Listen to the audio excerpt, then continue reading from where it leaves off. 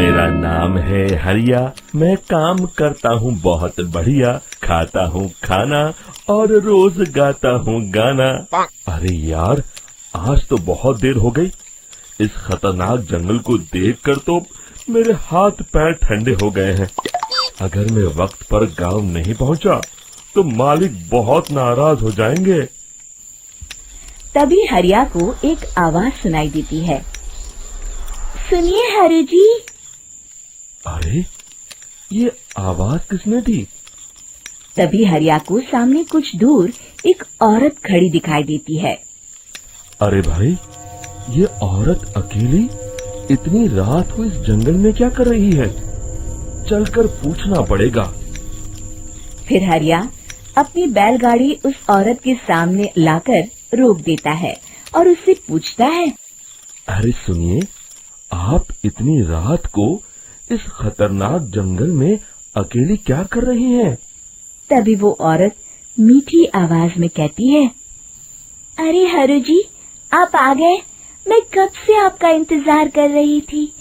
वैसे तो यहाँ से काफी लोग गुजर चुके हैं, लेकिन मैं खास आपका इंतजार कर रही थी। अच्छा, तुम सच कह रही हो? मुझे तो यकीन नहीं हो रहा है। वो क्या है ना, आज तक किसी ने मुझसे इतने प्यार से बात नहीं की। हाँ हाँ हरु जी, मैं सच कह रही हूँ। अब देर मत करिए और जल्दी से मुझे मेरे घर तक छोड़ दीजिए। हाँ हाँ, कौन सी बड़ी बात है, अभी छोड़ देता हूँ। आप मेरे पीछे बैलगाड़ी में बैठ जाइए और मुझे रास्ता बताते चलिए। फिर वो औरत हरिया की बैलगाड़ी में बैठ जाती है और हरिया बैलगाड़ी हाँकता हुआ आगे चल पड़ता है। फिर उस औरत के बताए हुए रास्ते पर चलते चलते हरिया बैलगाड़ी लेकर एक काली गुफा के आगे आकर रुक जाता है। हरिया उस औरत से पूछता है, हाँ देवी जी, आपका घर कहाँ है? यहाँ तो एक गुफा के अलावा और कुछ नहीं है। तभी अचानक वो औरत हवा में उड़ने लगती है। देखते ही देखते उसका सुंदर रूप एक डरावनी चुड़ैल में बदल जाता है और वो जोर जोर से हंसती है। अरे तू तो एक नंबर का बेवकूफ निकला। तू तो बड़ी आसानी से मेरी बातों में आ गया। अरे मर गया रे, ये तो एक चुड़ैल है। हे भगवान बचा ले, ये तो बड़ी डरावनी दिखाई दे रही है। और फिर अगले ही पल हरिया की बैलगाड़ी में रखा सारा सामान हवा में उड़ता हुआ उस काली गुफा के अंदर चला जाता है और वो चुड़ैल भी उस गुफा के अंदर जाकर कहीं गायब हो जाती है। हरिया ये नजारा देख बुरी तरह घबरा और परेशान हो जाता है। अरे, ये चुड़ैल तो मेरा सारा सामान लेकर गुफा में गायब हो गई। अब क्या होगा? अगर मैं गांव खाली हाथ गया तो मालिक मेरी अच्छी खबर लेंगे। मेरी इस बात का कोई यकीन भी नहीं करेगा।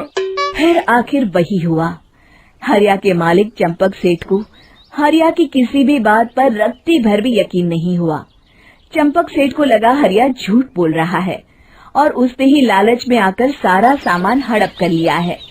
फिर हरिया को बेईमान समझकर चंपक सेठ उसे काम से निकाल देता है।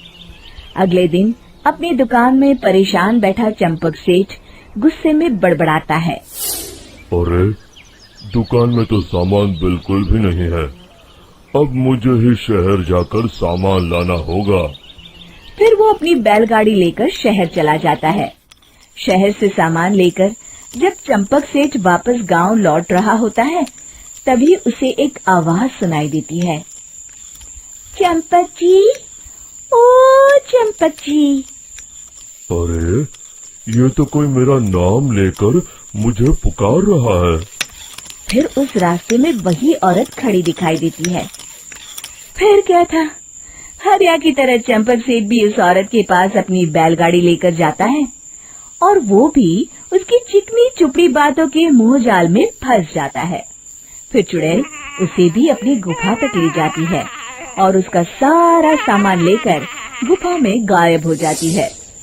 बेचारा चंपक सेठ लाचार होकर खाली हाथ गांव लौट आता है। फिर ये उस जंगल में रोज की बात हो जाती है। जो कोई भी शहर से कुछ लेकर गांव की तरफ लौटता, वो चुड़ैल उसे बेवकूफ बनाकर उसका सारा सामान लेकर गुफा में गायब हो जाती। एक दिन हरिया एक लकड़हारे को उसी जंगल की तरफ जाते हुए देखता है। फिर हरिया उसे रोकते हुए कहता है, अरे भाई, क्यों अपनी मौत को दावत दे रहे हो? मेरी बात मानो, आगे जंगल में मत जाओ, वहाँ एक बड़ी भयानक चुड़ैल रहती है। लकड़हारा हरिया की बातों को नजरअंदाज करते हुए कहता है, अरे भाई, मुझे पहले ही बहुत देर हो चुकी है, मुझे जाने दो भाई। शाम तक लकड़ियाँ काट कर शहर के बाजार में बेचना है।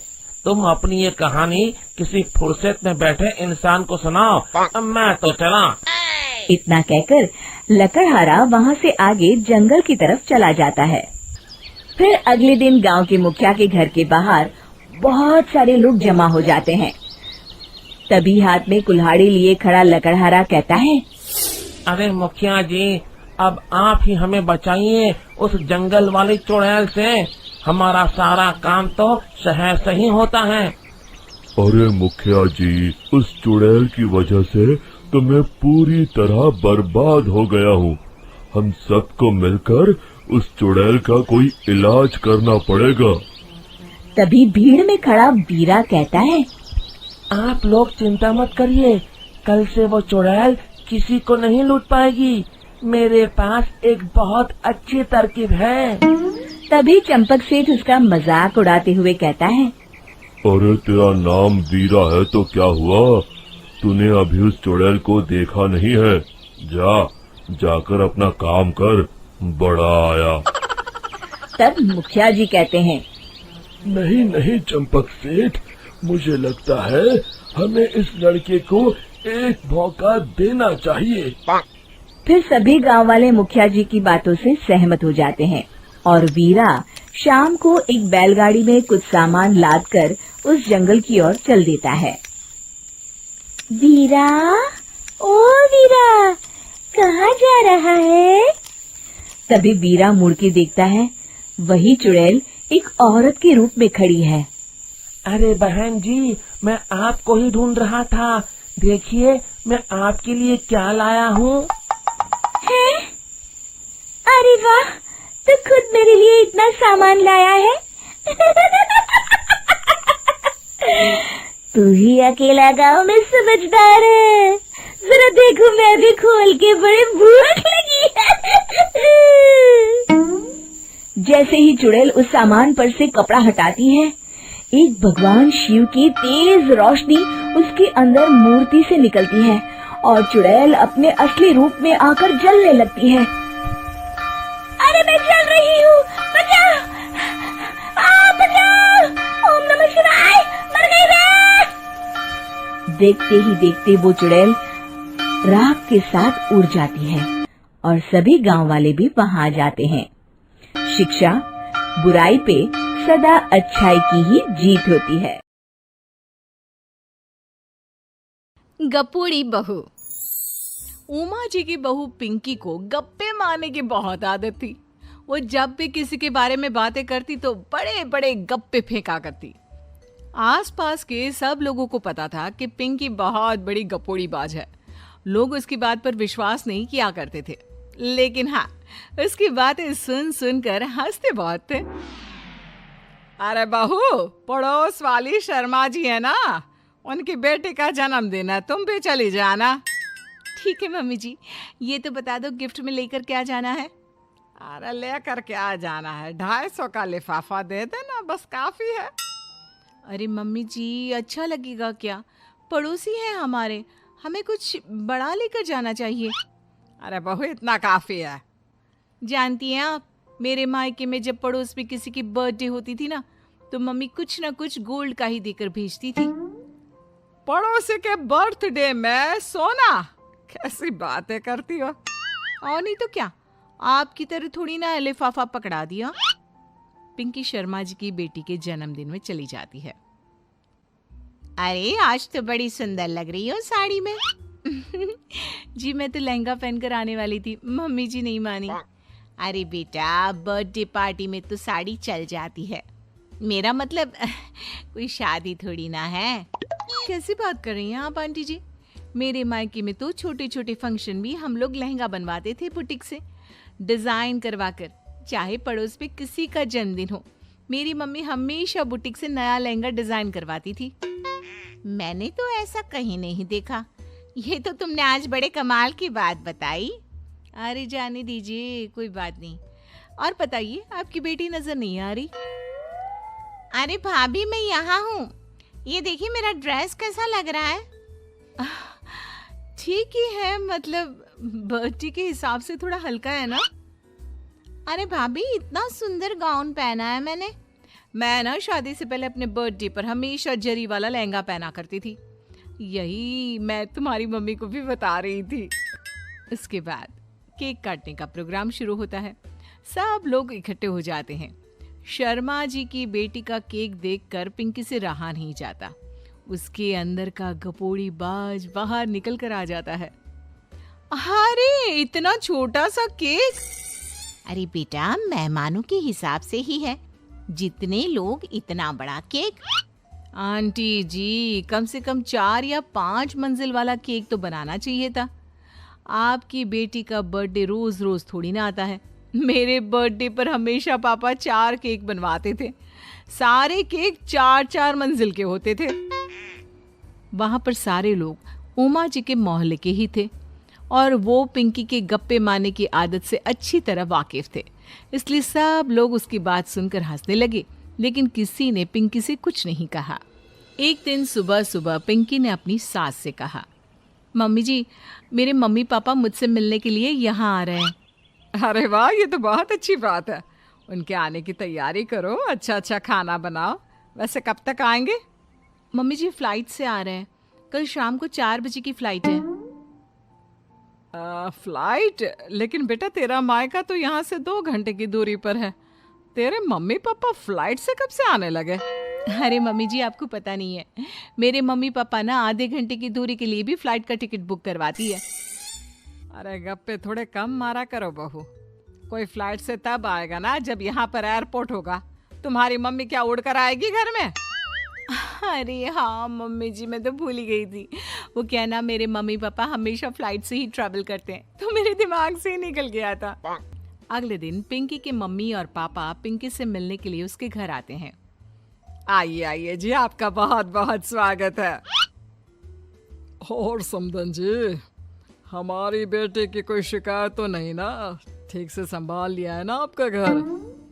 अरे मेरी बहू बहुत समझदार है, घर का काम बहुत अच्छे तरीके से करती है। बस थोड़ा ज्यादा बोलने की आदत है उसे, आपको परेशान करती होगी ना? बात तो आपकी सही है, उसकी थोड़ा ज्यादा नहीं बहुत ज्यादा बोलने की आदत है। लेकिन कोई बात नहीं, आपकी बेटी दिल की बहुत अच्छी है, बस थोड़ा बोलती ही तो ज्यादा है। पिंकी बेटा, इधर आओ, देखो तुम्हारे मम्मी पापा आए हैं। तुमने इनके लिए खाना तो बना लिया ना? वो क्या है ना मम्मी जी, आपसे एक बात कहनी थी। हाँ हाँ बोलो बहू, क्या बात है? डरने की कोई जरूरत नहीं। वो मम्मी जी, मैंने सोचा मम्मी पापा आए हैं तो खाना बाहर से मंगवा लेती हूँ। अरे कोई बात नहीं बेटा, वैसे भी तुम किचन में काम करने लग जाती तो अपने मम्मी पापा से बात कब करती। बहुत अच्छा किया। अब तुम अपने मम्मी पापा के साथ बैठकर आराम से बात करो, मैं अंदर जाती हूँ। शाम का वक्त जैसे ही दरवाजे की घंटी बजी, 3-4 लोग हाथों में खाने की बहुत सारे पैकेट लेकर उमा जी के घर पहुंच गए। अरे भाई, कौन है आप लोग? लगता है गलत पते पर आ गए। नहीं नहीं माँ जी, हम तो खाने का ऑर्डर डिलीवर करने आए हैं, यहीं से बुकिंग मिली थी। अरे नहीं नहीं, आपको कोई गलत फहमी हुई है। हमारे यहाँ तो 2 ही मेहमान आए हैं। आपके हाथ के पैकेट देखकर लगता है इसमें 50 लोगों का खाना है। माँ जी, आपने सही समझा, खाना तो इसमें 50 लोगों का ही है, क्योंकि हमें ऑर्डर यहीं से 50 लोगों का मिला है। अरे लेकिन इतना सारा खाना? कहीं मेरी बहू ने अपनी गप मारने की आदत के चलते ऐसा तो नहीं कर दिया? ये खाना आप रख लीजिए और हमें हमारे पैसे दे दीजिए। अच्छा, वैसे कितने का बिल बना है? ज्यादा नहीं, बस 10,000 दे दीजिए। उन लोगों की बात सुनकर उमा जी पिंकी को आवाज देकर वहां बुलाती है। जैसे ही पिंकी वहां आती है, खुश होते हुए उन लोगों को वहां पर खाना रखने के लिए कहती है। अरे इतना सारा खाना क्यों मंगवाया बहू? अरे मम्मी जी, मैंने आपको बताया तो था, मम्मी पापा आए हैं तो मैं खाना बाहर से मंगवा रही हूँ। ये बात सही है बेटा, लेकिन 2 लोगों के लिए 50 लोगों का खाना? अरे मम्मी जी, कुछ कम पड़ जाए तो अच्छा थोड़ी ना लगता है, और मेरे मायके में तो ऐसा ही होता है, एक्स्ट्रा खाना मंगवाते हैं हम लोग। तभी पिंकी के मम्मी और पापा वहां पर आते हैं। अरे बेटा, एक्स्ट्रा खाना मंगवाने का मतलब ये थोड़ी ना होता है कि 2 लोगों के खाने के लिए 50 लोगों का खाना मंगवा लो। और बेटा, तुम्हारी गप मारने की आदत के चलते 10,000 का बिल आया है। तुम्हें नहीं लगता ये गलत है? देखो बहू, बढ़ा चढ़ाकर बातें करना अपनी जगह, लेकिन इतनी बड़ी बड़ी फेंकना भी गलत है ना। पहली बात तो इतने सारे पैसे लगे, और दूसरी बात खाना वेस्ट होगा। आप लोग ठीक कहते हैं। मैं आज के बाद अपनी इस आदत को कंट्रोल करने की कोशिश करूंगी, और अब से गप थोड़ी कम मारा करूंगी। पिंकी की बात सुनकर सब लोग हंसने लगे।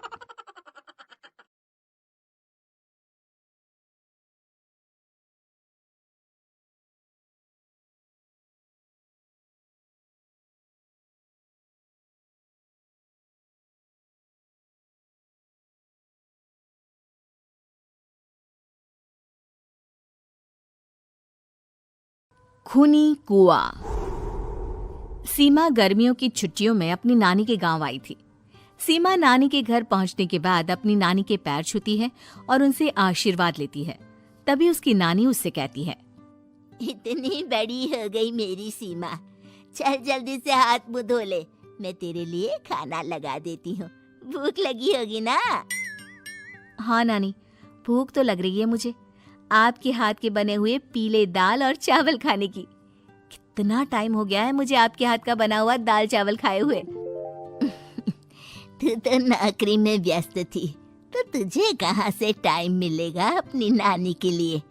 और जब इतने टाइम बाद आई है तो ज्यादा टाइम के लिए रुक कर जाएगी तू। हाँ हाँ नानी, इस बार पूरे 2 महीने के लिए आई हूँ। सीमा की नानी अंदर जाकर उसके लिए खाना बनाने लगती है। सीमा कमरे में अकेली होती है। तभी उसे किसी औरत के रोने की आवाज सुनाई देती है। वो कभी खिड़की से बाहर झांकती है तो कभी दरवाजे से बाहर झांकती है। उसे समझ में नहीं आ रहा होता है कि आखिर रो कौन रहा है। तभी नानी खाना लेकर आ जाती है। वो अपनी नानी से कहती है, नानी, कोई औरत रो रही है क्या? मैं जब से यहाँ आई हूँ तब से मुझे यहाँ किसी औरत की रोने की आवाज आ रही है। हे भगवान, कहीं ये वही तो नहीं? बोलो ना नानी। अरे कोई नहीं रो रहा, ये तेरे मन का वहम है। और तू ना अब खाना खा ले, ज्यादा यहाँ वहाँ की बातों में ध्यान मत दिया कर। जल्दी से खाना खा और फिर मेरे साथ आ जा मेरे कमरे में, दोनों बैठकर खूब सारी बातें करेंगे। ऐसे ही अगले दिन सीमा अपनी नानी के साथ गांव के बाजार जा रही होती है। उसी रास्ते में फिर से किसी औरत के रोने की आवाज आती है। वो अपनी नानी से कहती है, अरे नानी, क्या सच में तुम्हें अभी भी किसी औरत के रोने की आवाज नहीं सुनाई दे रही? मुझे किसी औरत की बहुत बुरी तरीके से रोने और चीखने की आवाजें आ रही हैं। मैं बहुत परेशान हूँ नानी, आखिर ये कौन है? मुझे लगता है कि सीमा को शहर भेज देना चाहिए, यहाँ रहना उसके लिए ठीक नहीं। नानी बोलो ना, आप चुप क्यों हो जाते हो? सीमा, तू घर चल, मुझे तुझसे बहुत जरूरी बात करनी है। नानी सीमा को घर ले आती है और सीमा से कहती है, सीमा, कल सुबह तू शहर वापस चली जाएगी। अरे अचानक? आखिर क्या बात है नानी? आप मुझे ऐसे जाने को क्यों कह रही हो? मैं बस जो कह रही हूँ उस पर ध्यान दे। तू कल सुबह यहाँ से चली जाएगी, और ये बात मैं कोई मजाक में नहीं बोल रही। तू कल जाएगी तो मतलब जाएगी।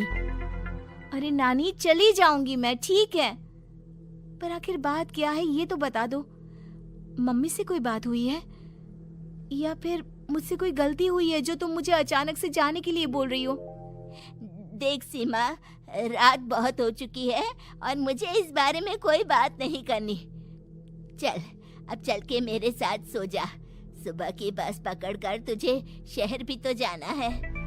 सीमा को अपनी नानी का ऐसा व्यवहार देखकर बहुत ही अजीब लगता है। उसे कुछ समझ में नहीं आ रहा होता है कि आखिर उसकी नानी उसे अचानक से गांव छोड़कर जाने के लिए क्यों कह रही है। ये सारी बातें सोचते सोचते सीमा की आंख लग जाती है और वो अपनी नानी के साथ सो जाती है। ऐसी ही आधी रात को सीमा को फिर से किसी औरत की रोने की आवाज सुनाई देती है। वो उस औरत की आवाज सुनकर बार बार करवटें बदल रही होती है और तभी उसे सपने में भी एक अजीब सी औरत की परछाई दिखाई देती है जो इतना चीख चीख कर रो रही होती है कि सीमा डरकर उठ जाती है। वो पूरे पसीने पसीने हो रही होती है। वो अपने आसपास देखती है तो घर में बिल्कुल शांति का माहौल होता है। सीमा घबरा जाती है। वो अपनी नानी को जगाने की कोशिश करती है मगर उसकी नानी नहीं जगती। सीमा को फिर से उस औरत की रोने की आवाज सुनाई देती है। आखिरकार सीमा अपने आप को रोक नहीं पाती और वो घर का दरवाजा खोलकर बाहर निकलती है। आखिर ये माजरा क्या है? आज तो मैं पता करके रहूंगी। अब आवाज का पीछा करते हुए सीमा आधी रात को गांव के चौपाल के पास बने कुएं के पास पहुंच जाती है, जहां कुएं की चारों ओर बेड़ियां लगी होती हैं। उन बेड़ियों में लगे हुए ताले के साथ एक लाल रंग का कपड़ा और माता रानी का कलावा बंधा होता है। उस कुएं में से सीमा को किसी के रोने की आवाज आती है। सीमा परेशान हो जाती है। इस कुएं में कौन है? कौन है यहाँ? सुनो, कौन है?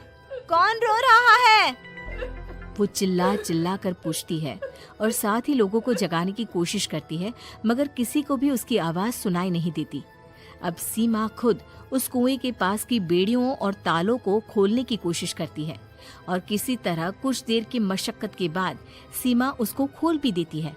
और जैसे ही वो कुआं खोलकर उसके अंदर झांकती है, सीमा उस कुएं में गिर जाती है। इतने में उसकी नानी की नींद भी खुल जाती है और सीमा को पास ना देखकर नानी परेशान हो जाती है। नानी घबराकर पूरे घर में उसे ढूंढने की कोशिश करती है, जिसके बाद उसकी नानी और सभी लोग उस खूनी कुएं के पास जाते हैं और सीमा की नानी कुएं के पास खड़ी होती है। सभी गांव वालों और सीमा की नानी को सीमा के चिल्लाने की आवाज आती है। बचाओ, कोई मुझे बचाओ। मेरी बच्ची, हम आ गए, हम तुझे बचा लेंगे।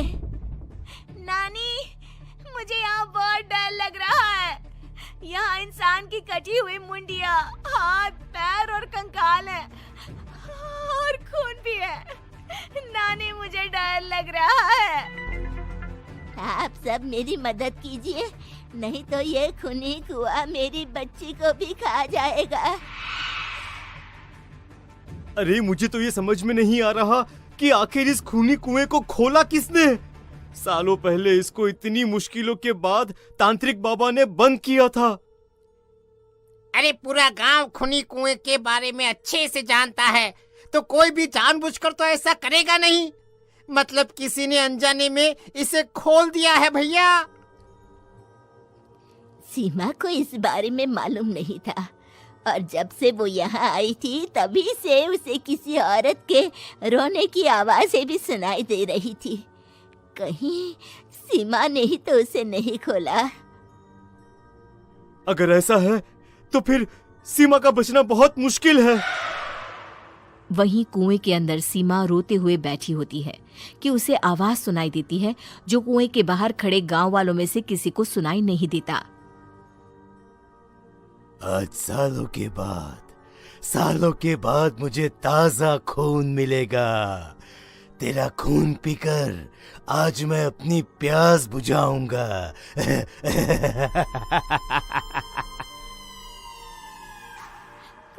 कौन है? मत मारो प्लीज, मुझे जाने दो प्लीज। मैंने किसी का क्या बिगाड़ा है? वो तुझे मरने के बाद पता चल ही जाएगा। जितने में गांव वाले और सीमा की नानी कुछ सोच पाते उतने में उन्हें सीमा के चिल्लाने की आवाज आती है और अगले ही पल सब शांत हो जाता है। क्या हुआ? सीमा, मेरी बेटी। माफ करना बहन, लेकिन अब सीमा वापस नहीं आएगी।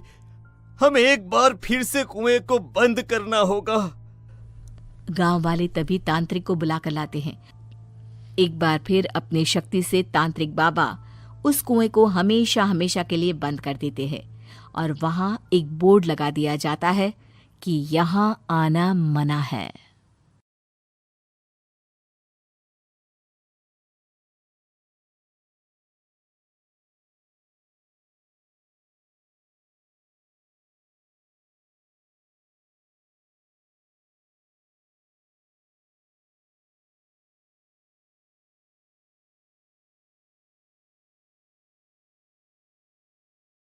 कहानी नीरू की है।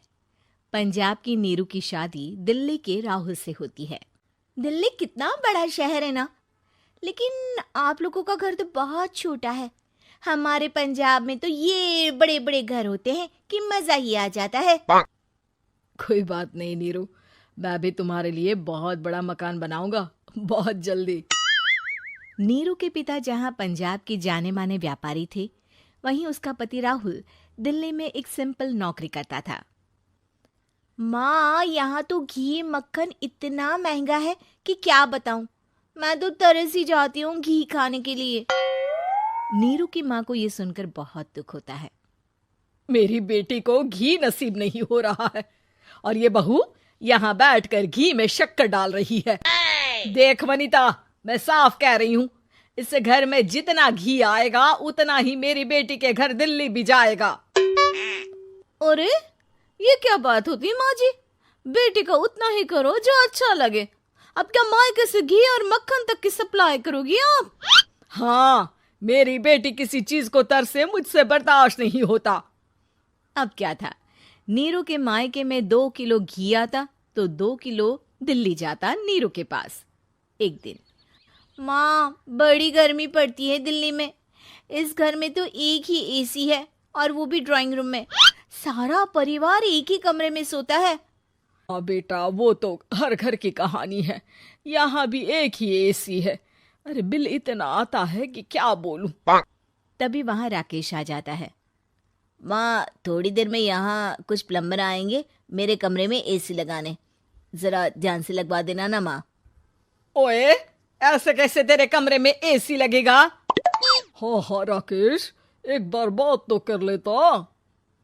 अरे पापा, वो वनिता को गर्मी में नींद नहीं आती। ड्राइंग रूम में सबके साथ सोने में वो अनकंफर्टेबल है, इसलिए। अरे पूरे परिवार के साथ वहां तेरी बहन नीरू भी तो सोती है। वो नहीं हो रही क्या अनकंफर्टेबल? समझ रहा है ना? अगर एसी लगेगा तो एक दिल्ली में तेरी बहन के कमरे में भी लगेगा, तभी तू लगा सकेगा। राकेश वनिता को सारी बात बताता है। वनिता करती भी क्या, मन मारकर बैठ जाती है। माँ, ये लोग ठीक नहीं है, क्या करूं मैं? अरे बेटी, यहाँ आ जा, तू यहाँ आकर रह ले। अरे छोड़ दे ऐसे पति को। कैसे छोड़ दूं माँ? समाज क्या कहेगा, लोग क्या कहेंगे? वैसे भी मेरा एक बेटा है मयंक। अरे हटा बेटा, तेरी उम्र ही क्या है, इतनी परेशान रहेगी तो काम कैसे चलेगा। खैर, बात आई गई हो जाती है। माँ को लगता है कि नीरू ठीक है, तो वहीं नीरू के मन में एक ही लाइन चल रही होती है, यहाँ आजा। माँ ने तो बोल ही दिया है कि यहाँ आजा। बस मयंक थोड़ा सा बड़ा हो जाए, इन गरीबों को छोड़कर मैं वापस माँ के पास ही चली जाऊंगी। वो इसी सोच में बाजार में चल रही थी कि मैम, आपका दुपट्टा जमीन को छू रहा है। नीरू जैसे ही उस लड़के की तरफ देखती है, देखती ही रह जाती है। हाय रे, कितना सुंदर लड़का है ये। अब क्या हुआ? मैंने कहा आपका दुपट्टा। तो खुद ही उठाकर दे दो ना। लड़का समझ जाता है कि नीरू उस पर फिदा हो चुकी है। वो उससे उसका नंबर लेकर चला जाता है। अब क्या था, नीरू और रोहित में लगातार बातें होने लगती है। मैं हरियाणा का रहने वाला हूँ, यहाँ एक बड़ी कंपनी का मैनेजर हूँ। अच्छा, और कितने बच्चे हैं तुम्हारे? बच्चे? अरे मेरी तो शादी भी नहीं हुई है। तुम बताओ, शादी करोगी? नीरू शर्मा जाती है। अब लेकिन मैं तो पहले से ही शादीशुदा हूँ। मुझे फर्क नहीं पड़ता, बस तुम शादी कर लो, भाग चलते हैं। बहुत पैसे वाला हूं मैं, हमेशा खुश रखूंगा तुम्हें। नीरू रोहित से मिलकर सारा प्लान बना लेती है और फिर एक दिन घर से भाग जाती है। दोनों शादी कर लेते हैं। शादी के बाद क्या बात है नीरू, तुम्हें परेशान सा देखता हूँ, सब ठीक तो है ना? हाँ हाँ, सब ठीक है।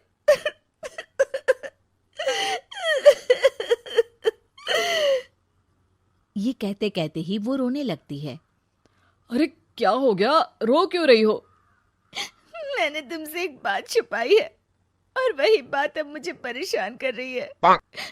रोहित, मेरा एक बेटा भी है, उसका नाम मयंक है। क्या बात कर रही हो, ये तुमने मुझे पहले क्यों नहीं बताया? देखो नीरू, मेरी माँ को मैंने ये नहीं बताया है कि तुम शादीशुदा हो। बच्चा मैं मैनेज नहीं कर पाऊंगा। नीरू को समझ में नहीं आता कि वो क्या करे। तुम उस बच्चे को अपनी माँ को क्यों नहीं दे देती? नीरू चुपके से माँ को फोन करती है। माँ, क्या मयंक को तुम रख सकती हो? बेटा, मैं राकेश के साथ बात करती हूँ, आखिर घर का बेटा वही है, जो वो बोलेगा। वैसे भी बेटा, तूने जो किया है ना, उसके बाद से पूरा घर तेरी बुराई कर रहा है। मैं भी अब किसी से तेरे लिए लड़ नहीं सकती। राकेश बेटा, नीरू ने तो जो किया बहुत ही बुरा किया, लेकिन मैं सोच रही थी कि क्यों ना मयंक को हम यहाँ ले आए। तभी वनीता बोल पड़ती है। वाह जी, ऐसे कैसे यहाँ ले आए? यहाँ क्या भंडारा भरा है? और जिस बच्चे की माँ ने नहीं सोचा, उसके लिए हम क्यों सोचे? नीरू को एक बार तो अपने बच्चे के बारे में सोचना चाहिए था ना। अरे लेकिन तेरे पास भी तो लड़का नहीं है ना वनीता। माँ, वनीता ठीक बोल रही है। कल को वो बड़ा होकर इसी घर का हिस्सा मांगेगा तो हम क्या करेंगे? माँ कहती भी तो क्या, वो चुप रह जाती है।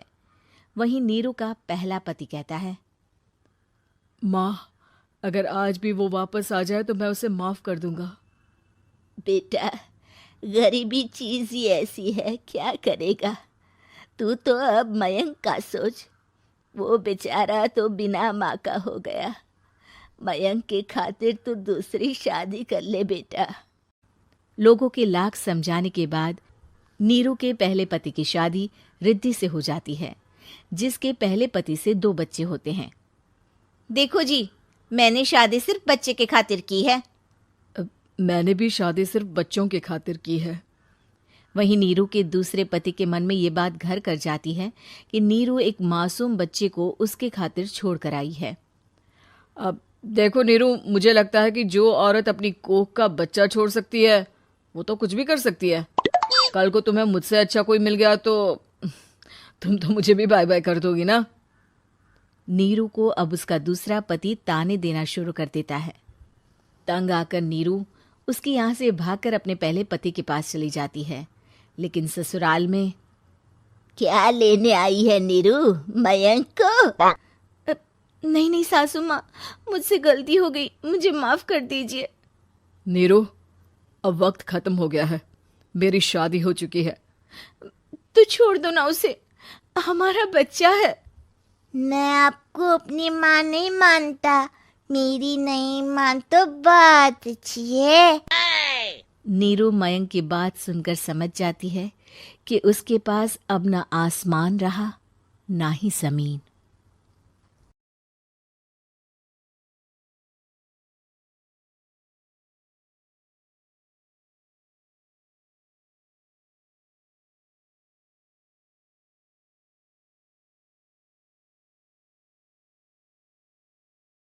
खुजली की बीमारी। चल मैं आती हूँ, खाना बना के रखना। अरे फिर से कहाँ जा रही हो आप? पिछले 2 घंटे में 8 बार इधर उधर जा चुकी हो। अपने पाँव के टायर को ब्रेक लगाओ ना। अरे तू अपनी जुबान को ब्रेक लगा, तू कौन होती है मुझे रोकने वाली? अरे ज्वालामुखी जी, फटिए मत। मैं बस ये कह रही थी कि बिना बात के बाहर मत निकलो। लॉकडाउन खत्म हुआ है, कोरोना नहीं। बीमारी तो अब भी है ना। अरे मुझे कुछ नहीं होने वाला। मैं गांव में पली बड़ी हूँ, बहुत शक्ति है मुझ में। हाँ, कोरोना की छोटे से वायरस के सामने बड़े बड़ों की नहीं चल रही। जो होगा देखा जाएगा। अगर हो गया ना तो देखा नहीं जाएगा आपसे। बहू, मेरी सास बनने की कोशिश मत कर। सास बहू की एक बात नहीं मानती और बहू के लाख समझाने पर भी निकल जाती है अपनी मनमर्जी करने। शाम को जब सास वापस आती है तो, ये लीजिए सैनिटाइजर से अपने हाथ क्लीन कर लीजिए। अरे इसमें से तो बदबू आती है। छी छी छी छी, मुझे नहीं करना ये इस्तेमाल। अरे तो साबुन से हाथ धो लीजिए। इतनी बार हाथ धुलवाएगी तो चमड़ी गल के नीचे गिर जाएगी। माँ जी, आप बाहर से आई हैं, हाथ धोने का तो सरकार भी कह रही है। मेरी नहीं तो किसी की तो सुन लीजिए। मैं तो खुद अपनी सरकार हूँ, मेरे अपने नियम है। कोरोना है। अरे तो इसमें तुझे क्यों रोना है? यार माँ जी, जरा सी बात है, इतना तो कर ही सकते हैं ना आप। नहीं नहीं नहीं, सुना नहीं? नहीं नहीं सुना। तो क्यों मुंह लग रही हो? कौन मुंह लगे आपके? आप तो मास्क भी नहीं लगाती। मास्क तो तुझे लगाना चाहिए ताकि बोलना कम हो तेरा। ज्यादा दिक्कत तब होती है जब बहू को भी सास के साथ कहीं बाहर जाना होता है। अरे मम्मी जी, मैं फोन से पैसे दे दूंगी, कैश क्यों दे रही हैं आप? तू ना ज्यादा मॉडर्न मत बन। अब नोट देने से भी कोरोना होगा क्या? हाँ, नोट पता नहीं कितने हाथों से गुजर के हमारे हाथ में आते हैं, और उनमें से कुछ गधे तो ऐसे होंगे जो हाथ भी नहीं धोते होंगे। हैं? ताना मार रही है क्या? नहीं तो। तू मुझे बेवकूफ समझती है क्या? मुझे नहीं पता कि गधा कौन है? माँ जी, मैंने आपको कुछ नहीं कहा। अरे कैश दे रहे हो या फिर फोन से दोगे? कुछ लेना ही नहीं है। अरे मेरा टाइम क्यों वेस्ट किया फिर? बहू, तुझे ना मैं बाद में देखूंगी। बाद में मतलब कितने बजे? बहू बड़ी मजाकिया है आपकी। और सास बहुत गुस्सेल है, एक फटका दूंगी ना। अरे सॉरी आंटी जी। बहू सास से परेशान होके बाजार से अकेले घर आ जाती है और अपने पति से कहती है, सुनिए जी, मेरी एक शिकायत है आपकी मम्मी के बारे में। वाह, लोग बच्चे की शिकायत लेके मम्मी के पास जाते हैं, तुम मम्मी की शिकायत लेकर मेरे पास आई हो। तुम्हारी माँ है ना, बिना मास्क के बाहर जाती है, सैनिटाइज भी नहीं करती हाथ, और बिना काम के घूमती रहती हैं। अगर कोरोना हो गया ना तो दिक्कत हो जाएगी। अरे मैंने भी तो कहा ना उनसे एक दो बार, पर मम्मी मानती ही नहीं किसी की बात। मुझे ही कुछ करना पड़ेगा। अच्छा, क्या कर लोगी तुम? क्या कहा? नहीं, मेरा मतलब तुम क्या करने वाली हो? तुम बस मेरा साथ दो। अगले दिन जब सास कहीं से घूम कर आती है, माँ, मेरे शरीर पर कुछ हो रहा है, देखना। अरे ये तो खाज है। अरे मतलब खुजली। हाँ, और ये ऐसी वैसी खुजली नहीं है, फैलने वाली खुजली है। परसों तक मुझे थी, आज आपको भी हो गई। ज्यादा पास आते हो ना मेरे पास। अरे माँ के सामने ऐसी बात कर रही हो? क्या कर रही है? अरे तो पास आए तभी तो खुजली हुई ना। अब आप मम्मी के पास खड़े हो तो उनको भी तो हो सकती है ना। अरे मोरी मैया, जो का कह रही है? सही कह रही हूँ माँ जी। अरे बेटा, दूर हटे ना, दूर हो जा हमसे। सोशल डिस्टेंसिंग कर लेना एकदम से। हाँ। अरे माँ जी, खुजली ही तो है।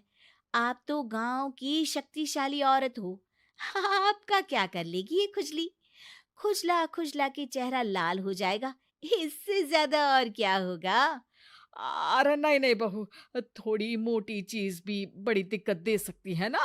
और खुजली है, अच्छा थोड़ी ना लगता है, लोग क्या कहेंगे? सारे घर को खुजली हो गई तो है। तो माँ, क्या करूं मैं? अब क्रीम लगा, नहा ले नीम के पानी से, घर से ना निकल वरना लोग खुजलाओ खुजला के माय नेम इज खाज बोल के चढ़ाएंगे तुझे। और हमसे ना बेटा दूर रहा कर, कहीं हमको भी हो गई तो। माँ, ऐसे ही कोरोना भी तो हो सकता है। खुजली होने के बाद लोग क्या बोलेंगे, कम से कम वो सुन तो पाएंगे। अगर कोरोना हो गया तो। हाँ, बाबा समझ गई। अब तू अपनी खुजली का ध्यान रख, मैं तुम्हारे कोरोना का ध्यान रखूंगी, ठीक है? माँ जी, आप तो बिना बोले ही बस इशारों में ही समझ गई। वैसे ये आइडिया था किसका? आपकी बेटी का। अच्छा अच्छा, सोशल डिस्टेंसिंग की वजह से छू नहीं रही हूं तुझे, वरना दे दनादन हो जाता है ना माँ। अरे हंस क्या रहा है, मेरे लिए नया मास्क लेकर आ। उस दिन के बाद सास ने गांठ बांध ली, 2 गज दूरी, मास्क जरूरी, और घर में ही बैठ के खाओ आलू पूरी।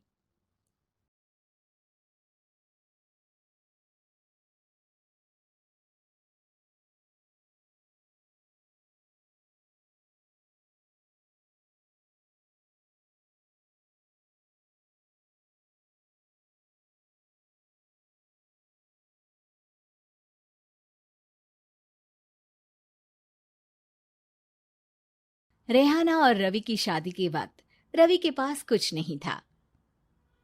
रेहाना, तुमने मुझसे शादी करके एहसान किया है, मुझसे ज्यादा तो तुम कमाती हो। अरे तो क्या हुआ, एक दिन आएगा रवि कि तुम खूब पैसा कमाओगे, मुझे तुम पर पूरा विश्वास है।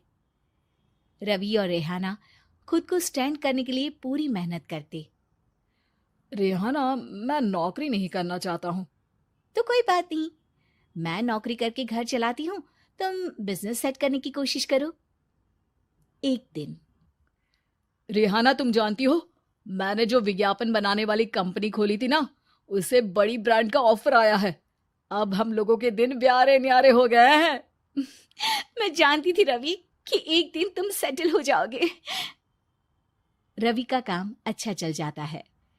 एक दिन वो रेहाना से कहता है, रेहाना, अब हम लोगों का बच्चा भी हो गया है, बहुत छोटा है वो, उसका ख्याल कैसे रखेंगे हम? कैसे क्या, मैं गांव से माँ को लेकर आ जाती हूँ, नौकरी से हाफ डे ले लिया करूंगी। अभी तो वो छोटा है, स्कूल जाने तक मैं मैनेज कर लूंगी। देखो रेहाना, मैं अब अच्छा कमा रहा हूँ, तुमको नौकरी करके परेशान होने की कोई जरूरत नहीं है। अरे कैसी बात कर रहे हैं, मैं अपनी लगी लगाई नौकरी कैसे छोड़ दूं? और मैंने तो सुना है हम लोगों को कुछ ही महीनों में सरकारी नौकरी मिल जाएगी। सरकारी नौकरी में कितना कमा लोगी, उतने में तो मैं ड्राइवर रख लूंगा। रेहाना को रवि की बात का थोड़ा बुरा तो लगता है। कम से कम मेरी नौकरी की इतनी बेइज्जती मत करो। भूल गए, इसी नौकरी के बदौलत तुमने अपना बिजनेस खड़ा किया है।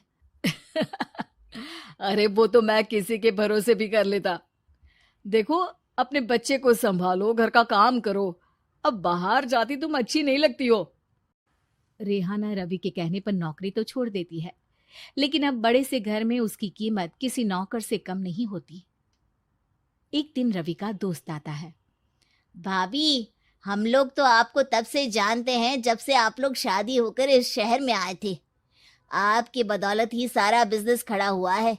ये किस्मत तो आप ही की है भाभी। हाँ हाँ भाई, हमारी मेहनत तो कुछ है ही नहीं। अरे होगी, लेकिन भाभी की किस्मत के आगे कुछ नहीं। दोस्त वहां से चला जाता है, लेकिन रवि का गुस्सा 7वें आसमान में होता है। देखा कैसे बोल रहा था, अरे बिल्कुल अच्छा आदमी नहीं है ये। कैसी बात कर रहे हैं आप?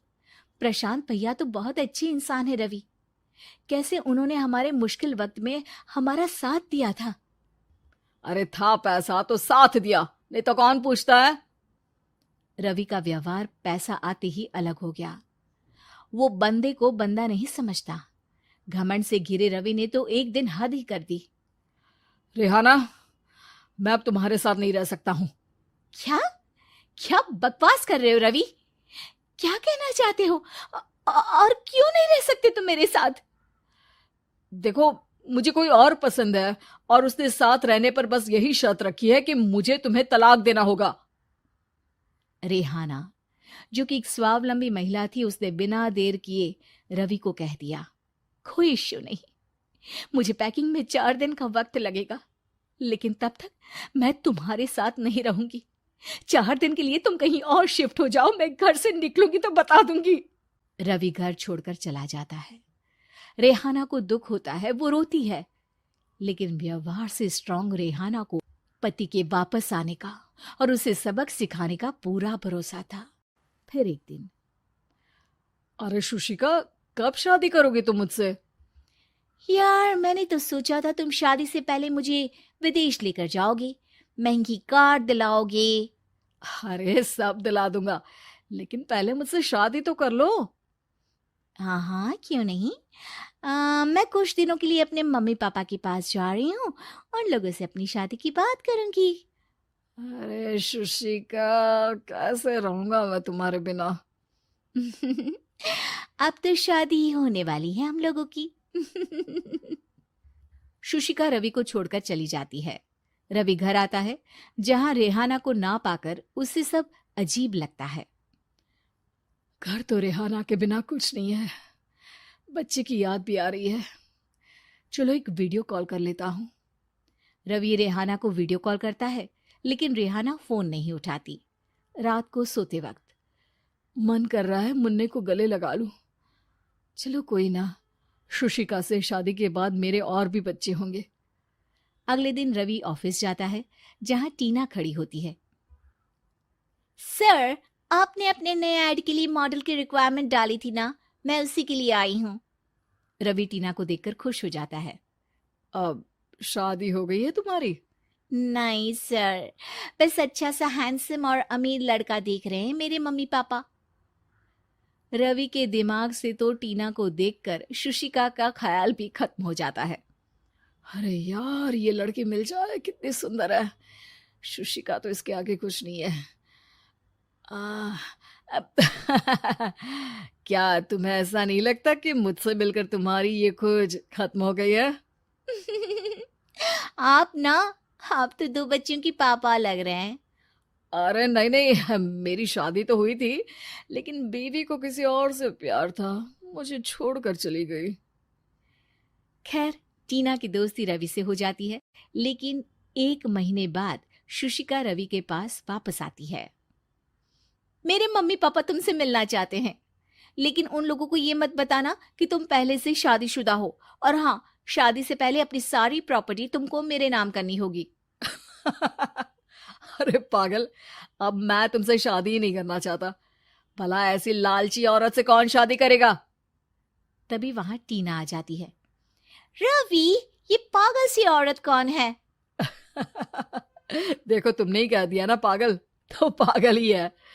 पता नहीं कौन है, कह रही है शादी कर लो, लेकिन शादी से पहले अपनी सारी प्रॉपर्टी मेरे नाम कर दो। बोल तो सही रही है। वैसे तुम जानती हो, मेरी एक सहेली है, उसके पति ने उसे पैसा आते ही छोड़ दिया, जबकि उसको खड़ा करने वाली ही मेरी सहेली थी। और मुझे भी भरोसा नहीं है, अगर मैं भी तुमसे शादी करूंगी तो तभी जब तुम मेरे नाम अपनी सारी प्रॉपर्टी कर दोगे। अरे हाँ हाँ, क्यों नहीं, बिल्कुल कर दूंगा। रवि और टीना की शादी की तारीख तय हो जाती है। वो अपनी सारी प्रॉपर्टी के कागज लेकर शादी वाली जगह पर पहुंचता है, लेकिन वहां टीना आती नहीं। रवि टीना को मैसेज करता है, कहाँ हो? सॉरी, मैं तुमसे शादी नहीं कर सकती, मुझे तुमसे भी ज्यादा पैसे वाला मिल गया। रवि को गुस्सा आ जाता है। वो गुस्से से सारा डेकोरेशन तोड़ रहा होता है कि वहां रेहाना आ जाती है। सर, क्या हो गया? क्या डेकोरेशन पसंद नहीं आई आपको? तुम यहाँ क्या कर रही हो? मैं यहाँ की डेकोरेटर हूँ। क्या आपको पसंद नहीं आई यहाँ की सजावट? रवि दौड़कर रेहाना के गले लग जाता है। मुझे माफ कर दो रेहाना। रवि रेहाना के गले लग जाता है और रेहाना टीना को थैंक्स का मैसेज करती है।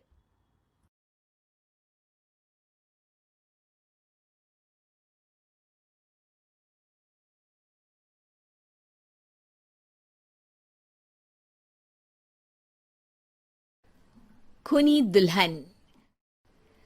आरती और विकास अपने माँ बाप के साथ दिल्ली में रहते हैं। जर्नलिस्ट होने की वजह से विकास को बहुत बार काम के लिए देर रात तक ऑफिस में रहना पड़ता है, जिस पर ज्यादातर आरती जागकर उसका इंतजार करती रहती है। इसी तरह एक रात आरती विकास का इंतजार करते हुए घर की बालकनी में खड़ी होती है। इनकी जॉब तो जैसे मेरी सौतन बन गई है। मुझसे ज्यादा उसी के साथ टाइम स्पेंड करते हैं और हम यहाँ इंतजार करते हुए मर जाएं। अपने आप से ये सब बोलते हुए आरती की नजर मोहल्ले के कोने वाले घर पर पड़ती है, जिसकी लाइट्स ऑन देखकर वो हैरान रह जाती है। ये इस घर की लाइट्स कैसे ऑन हो सकती हैं? यहाँ तो सालों से कोई नहीं रहता। वो ये सोच ही रही होती है कि तभी उसे घर की खिड़की पर औरत की परछाई के साथ लाल चुन्नी दिखाई देती है, जिसे देख आरती डर से चिल्लाने लगती है। भूत! कोने वाले घर में भूत है। आरती की आवाज सुन उसके घर वालों के साथ मोहल्ले के लोग भी अपनी बालकनी में निकल आते हैं। अरे क्या हुआ? आधी रात में बावरों की तरह क्यों चिल्ला रही है? भूत! वहाँ भूत है। आरती की बात से सब उस घर की तरफ देखने लगते हैं, लेकिन वहाँ कुछ नहीं होता। भाभी जी, लगता है आपने सपना देखा होगा। मैं बालकनी में खड़ी होकर सोऊंगी क्या? बता रही हूँ, अपनी आंखों से देखा है। घर की लाइट्स ऑन थी और वहाँ किसी का साया भी था। अरे तुम अक्सर विकास भैया के इंतजार में देर रात तक जागती हो ना, क्या पता नींद पूरी नहीं होने की वजह से कोई भ्रम हुआ हो। मोहल्ले के सब लोग और आरती के सास ससुर उसे समझा ही रहे होते हैं कि अचानक उसी घर से किसी औरत के गाने की आवाज सुनाई देती है। आजा ओ मेरे प्रियतम आजा। आवाज सुन सब हैरानी और कंफ्यूजन से उस घर की तरफ देखने लगते हैं कि तभी उन्हें लाल जोड़े में औरत का साया वहां दिखता है, जिसे देख पूरा मोहल्ला सकते में आ जाता है। अरे ये तो कोई दुल्हन है। अरे नहीं नहीं, भूत नहीं है। अरे फिर तो पक्का तेरी दुल्हन है। अरे नहीं नहीं, वो तो मायके गई है। हद है, पहले इससे निपट ले, बाद में इस पर डिस्कशन कर लेना। बड़ा भ्रम बोल रहे थे ना, अब फटी ना सबकी। और नहीं नहीं, मैं किसी से नहीं डरता भाभी जी। भूत जैसा कुछ नहीं होता। या तो इस घर के मालिक यहाँ आ गए हैं, या फिर किसी ने खाली घर देखकर कब्जा कर लिया है। हमें वहाँ जाकर देखना चाहिए। बात में लॉजिक मानकर सब बाहर इकट्ठा हो जाते हैं कि तभी विकास भी वहां पहुंच जाता है। क्या बात है? इतनी रात को पूरा मोहल्ला यहाँ कैसे? भूतिया दुल्हन की वजह से। क्या तुम्हारे अलावा भी कोई दुल्हन भूतिया हो सकती है? इस भूतनी का किस्सा निपटने दो, फिर तुम्हें अपनी भूतनी दिखाती हूँ। अब सारे लोग मिलकर विकास को पूरी बात बताते हैं, जिसे सुन वो भी उनके साथ जाने के लिए तैयार हो जाता है। जिसके बाद वो सब डरते हुए उस घर के सामने जाकर खड़े हो जाते हैं। तुम सब यहीं रुको, मैं अंदर जाता हूँ। अकेले जाओगे? अरे नहीं नहीं, आप सबकी नकली भूतनी भी तो होगी ना मेरे साथ। कैसा मजाक कर रहा है यार। रुक, मैं चलता हूँ साथ में। क्या मैं चलता हूँ? ये क्या गोवा घूमने जा रहे हैं जो मैं भी साथ चलता हूँ? कहीं नहीं जाओगे तुम, यहीं मेरे पास खड़े रहो। बहू सिचुएशन समझो। हाँ, घर जाकर सुना लेना। हे भगवान, मम्मी तुम किसकी मम्मी हो? ओ, इन्हें सब कुछ अभी करना है क्या? नहीं, यहाँ पंचायत बैठा देते हैं आपके परिवार के लिए। इस पर मामला शांत करके अब वो लोग इधर उधर से घर के अंदर झांकने की कोशिश करते हैं।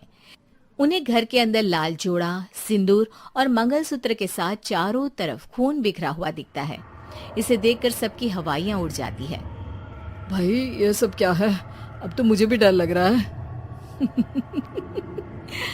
आ गए मरने, अब तुम्हें मुझसे कौन बचाएगा? उस नजारे के साथ सोने पर सुहागे की तरफ भूतनी की आवाज सुन वो सब तुरंत वहां से भाग खड़े होते हैं। ये सब क्या था? अब हम क्या करेंगे? हमारे मोहल्ले में भूतनी आ गई जो सबको मारना चाहती है। ओ भाभी जी, मैं फिर बोल रहा हूँ, भूतनी जैसा कुछ नहीं होता। मुझे तो पक्का यकीन है कि यहाँ किसी गलत इंसान ने गलत काम करने के लिए कब्जा कर लिया है और लोगों को घर से दूर रखने के लिए ये सब कर रहा है। तुम इतने यकीन के साथ कैसे बोल सकते हो? फिल्मों में ऐसे ही तो दिखाते हैं। हे भगवान, ये फिल्म नहीं, ये रियल लाइफ है। हमें शांति से कुछ सोचना चाहिए। सब हमारे घर चलो। सब आरती के घर में इकट्ठा हो जाते हैं। रात भर आधी नींद और बिल्कुल ना चल रहे दिमाग के साथ सब सॉल्यूशन सोचने की बहुत कोशिश करते हैं, लेकिन कुछ नहीं होता। इसी तरह सुबह हो जाती है। ऐसे कोई भी उपाय नहीं निकलेगा। सब पूरी रात के थके हुए हैं। घर जाओ, थोड़ा आराम कर, फ्रेश होकर फिर आ जाना। उसके बाद सोचते हैं कुछ। डरे सहमे लोग जैसे ही अपने घर जाने लगते हैं, तभी विकास को उस घर में कोई हरकत नजर आती है, जिस पर वो किसी को कुछ बताए बिना चुपचाप वहां पहुंच जाता है और कुछ देर बाद घर आकर सबको दोबारा इकट्ठा कर उस घर के पीछे वाले खिड़की पर ले जाता है। विकास, क्या खेल लगा रखा है? ये कोई मजाक नहीं है। वही तो, मजाक नहीं, बहुत बड़ा मजाक है। अंदर देखो। जैसे ही सब उस खिड़की से अंदर देखते हैं तो उनकी आंखें खुली की खुली रह जाती है। मूवी की शूटिंग?